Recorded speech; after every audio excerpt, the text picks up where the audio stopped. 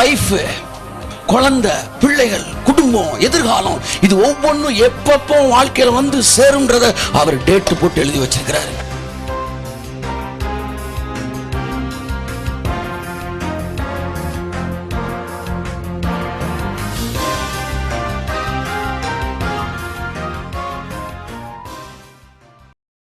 சங்கீதம் 139:16.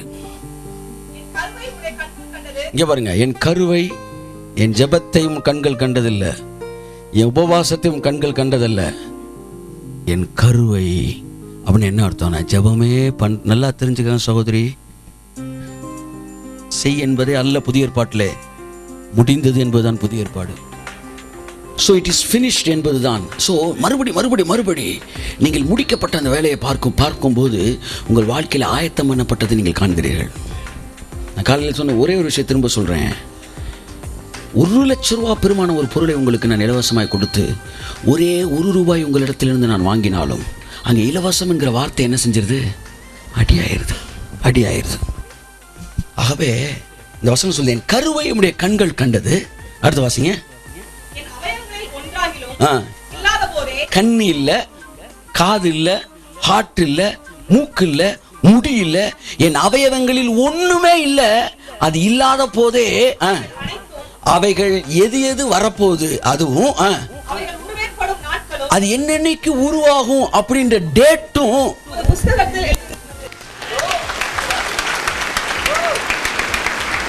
அந்த டேட் எல்லாம் எழுதி வச்சிருக்கிறாராம். ஆகஸ்ட் 13 ஹார்ட், ஆகஸ்ட் 18 கண்ணு, பிப்ரவரி ஒவ்வொன்றும் எழுதினாராம். அந்தந்த டேட்டுக்கு ஒவ்வொன்றா வந்துச்சான். கண்ணு வந்த டேட்டு அங்க இருந்துச்சு, கண்ணு பின்னாடி தான் வந்துச்சு, டேட்டு முன்னாடி இருந்துச்சு. வேலை பின்னாடி வரும், வேலை வரப்போற டேட்டு முன்னாடி எழுதி வச்சிருக்கிறாரு. வைஃப், குழந்தை, பிள்ளைகள், குடும்பம், எதிர்காலம், இது ஒவ்வொன்றும் எப்பப்போ வாழ்க்கையில வந்து சேரும்ன்றத அவர் டேட் போட்டு எழுதி வச்சிருக்கிறாரு. ஏதோ நான் ஜெபித்த பிறகு அவர் வேகமா டைரியை புரட்டி சொல்லுப்பா எழுதுகிறேன், எழுதல, எல்லாம் எழுதி வச்சிருக்கிறாரு.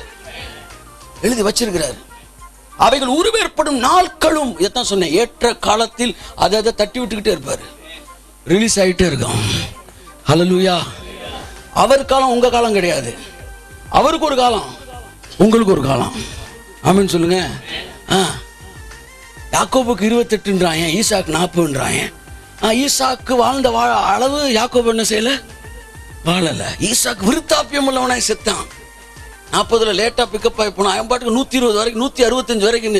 இவன் சொல்றான், முடியல சார், ஒய்ஃபாவ நைஃபு சார், என் லைஃபே போச்சு சார், என் வாழ்க்கையெல்லாம் குறுகிருச்சுன்றான். பார்வன் கேட்குறான், உங்களுக்கு வயசு என்னன்னு கேட்குறான். அப்போ சொல்கிறான் வந்து, ஏன்னா பார்வன் ஜம்முன்னு இருக்கிறான். இவன் பாவம் உபவாசத்தை போட்டு ஆள் நொடிஞ்சு போய் முடியல சார்ன்ட்டான். அப்போ ஒரு புறஜாதியை பார்க்கும்போது அப்போ அவன் சொல்கிறான், என் வாழ்க்கையில் பாதி வருத்தத்திலையும் சஞ்சலத்திலுமே போயிருச்சுன்றான். என் அன்புக்குரியவர்களே, உங்கள் லைஃப்பில் எது எப்போ உங்கள் வாழ்க்கைக்குள்ளே வரும்ன்ற டேட்டெல்லாம் அவர் கையில் இருக்குது. ரொம்ப கிறிஸ்தவ வாழ்க்கை போட்டு கரபரன்னு கூடாது. அதனால பெரிய பக்திமான்கள்